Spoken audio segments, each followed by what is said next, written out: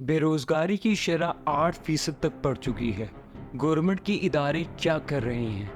फौजी fertiliser, Nestle, HBL जैसी बड़ी कंपनियां तो ग्रोथ कर रही हैं, लेकिन जॉब्स क्यों नहीं पैदा हो रही? क्या लोगों में जो स्किल की रिक्वायरमेंट है उसकी कमी है? एआई की टेक इंडस्ट्री में तबाही। Welcome back guys. आज की वीडियो का टॉपिक तो आपको पता चल गया होगा।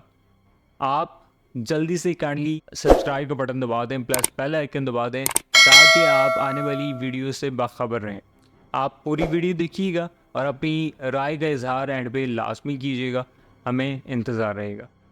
अनएम्प्लॉयमेंट का मेन इन्हिसार इकोनॉमी पे करता है, और इकोनॉमी क्या है? इकोनॉमी बेसिकली कोऑर्डिनेशन पे बेस्ड करती है, रूल्स पे बेस्ड करती है। ऐसी कोऑर्डिनेशन पे बेस्ड करती है जहाँ पे प्रोडक्टिविटी क्रिएट होती है, रिजल्ट्स गेन होते हैं, जहाँ पे माइट भी वो एक दूसरे को जानते भी ना हों। एम्प्लॉयमेंट का एक मेजर फैक्टर ये भी है कि कंट्री की और कंपनीज की स्केलिंग कैसे हो रही है, ग्रोथ कैसे हो रही है। अगर उनकी ग्रोथ हो रही है तो डेफिनेटली एम्प्लॉयमेंट क्रिएट होती है। लेकिन इंडिया के मामले में भी अगर हम देखें तो उनकी 7% ग्रोथ हो रही है, इससे भी ज़्यादा, लेकिन वहाँ पे एम्प्लॉयमेंट उस तरीके से क्रिएट नहीं हो रही। पाकिस्तान की इकोनॉमी और जीडीपी ग्रोथ नहीं कर रही और इस वजह से भी एम्प्लॉयमेंट क्रिएट नहीं हो रही। आखिर क्या वजह है कि एंग्रो, फौजी फर्टिलाइज़र, एचपीएल, नेस्ले जैसी बड़ी बड़ी कंपनियां पाकिस्तान में जो इंटरनेशनल है और नेशनल हैं वो तो ग्रोथ कर रही हैं, रेवेन्यू भी जनरेट कर रही हैं, लेकिन एम्प्लॉयमेंट क्यों नहीं क्रिएट कर पा रही? क्या पाकिस्तान में बिजनेस की ग्रोथ इसलिए नहीं हो रही कि पाकिस्तान की हुकूमत की तरफ से तरह तरह के टैक्सेस लगाए गए हैं, जैसे कि corporate tax, income tax, sales tax, withholding tax, advance tax, super tax, capital tax, property tax, duties और तरह तरह के टैक्सेस। आखिर क्या वजह है कि बड़े बड़े इदारों से, कॉलेजेस, यूनिवर्सिटीज से बैचलर्स, मास्टर्स और पीएचडी करने के बावजूद जॉब्स नहीं मिल रही? क्या इसमें टेक्निकल इंस्टीट्यूट्स का फॉल्ट है, या कॉलेजेस, यूनिवर्सिटीज़ का ही फॉल्ट, या पूरे एजुकेशन सिस्टम का ही फॉल्ट है? One of the smallest part, या चलें थोड़ा सा बड़ा कर लेते हैं, एनर्जी क्राइसिस भी इसका अहम हिस्सा है। टेक इंडस्ट्री में एआई ने क्या रिफॉर्म्स लेकर आए हैं, जॉब्स कितनी ज़्यादा ले ऑफ्स हुई हैं। कुछ कंट्रीज़ में एआई के आने की वजह से कहा गया कि इसको बैन कर देना चाहिए, इस पे बात की गई कि इसको कैसे रोका जाए, लेकिन ये आप पूरी तरीके से सिस्टम पर इम्प्लीमेंट हो चुके हैं। अब इसको रोका नहीं जा सकता, अब इसको अडॉप्ट किया जा सकता है। आप पहले से प्रिपेयर हो सकते हैं, जैसे वीडियो एडिटिंग होगी, ग्राफिक डिज़ाइनिंग होगी, स्क्रिप्ट राइटिंग होगी, या आप जहाँ पे प्रॉम्प्ट दे सकते हो, कोडिंग होगी, या आपकी कस्टमर सपोर्ट सर्विस होगी।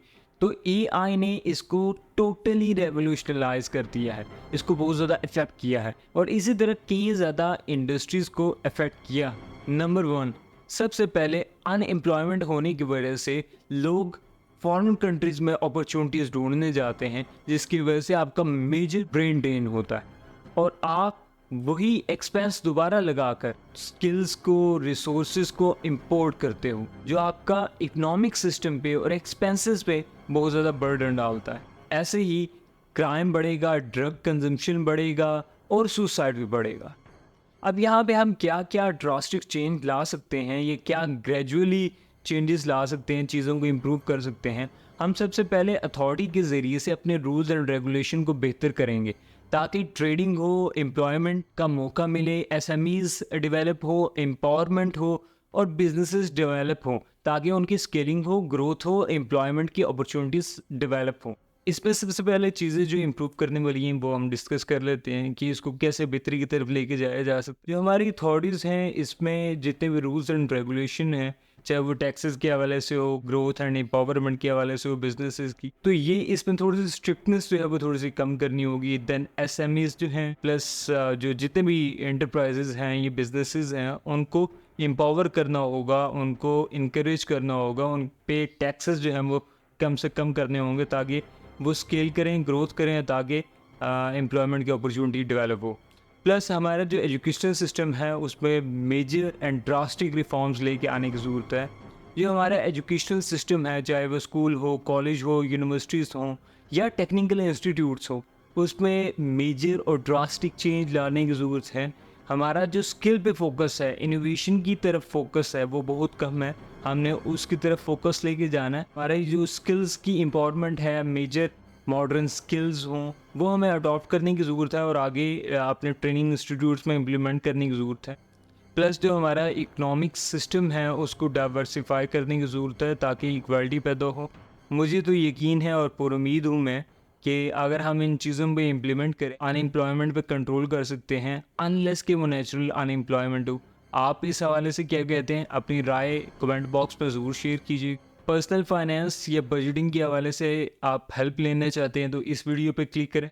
अनएम्प्लॉयमेंट के हवाले से क्या क्या इश्यूज़ हैं, उनको कैसे रिजॉल्व किया जा सकता है, होपफुली आपको इस वीडियो से क्लियर हो गया होगा। आप सब्सक्राइब का बटन प्रेस करके प्लस बेल आइकन को प्रेस करके हमें सपोर्ट भी कर सकते हैं, which we would really appreciate. मिलते हैं नेक्स्ट वीडियो में। Signing out.